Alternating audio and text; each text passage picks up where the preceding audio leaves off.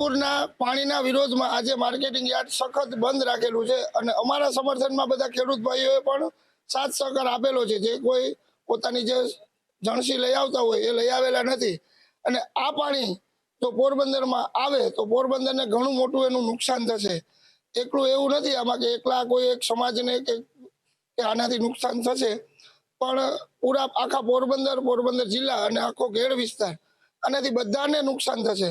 તેથી અમે આનો સખત વિરોધ કરીએ છીએ। પ્રોજેક્ટ તાત્કાલિક રદ કરવામાં આવે, 3.5 લાખ માછીમારોનો રોજગારની અસર અટકાવે, 100 કરોડ જેટલા દુનિયાના લોકોનો જે ખોરાક છે, શુદ્ધ ખોરાક, પૌષ્ટિક ખોરાક, મરીન ફૂડ, એને ઝેરી અસરથી બચાવવામાં આવે અને માછીમારોના રોજગારને અટકાવવામાં આવે, દરિયાઈ સૃષ્ટિને બચાવવામાં આવે, એવા અમારા પ્રયત્ન છે। જાફરા સુધીના ખાલી 7 પ્લાનને મંજૂરી આપેલી છે છેલ્લા 6 વર્ષથી।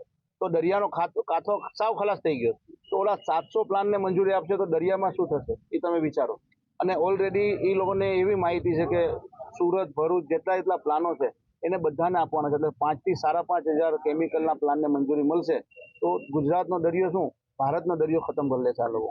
આવનારા દિવસોમાં અમે હજી રજૂઆત કરશું, સરકારશ્રીને ધ્યાને દોરશું, પણ જો ન થાય તો નામદાર ગુજરાત હાઈકોર્ટ અથવા સુપ્રીમ કોર્ટમાં અમે જઈ અમારા ન્યાય માટે અમે લડત લડશું।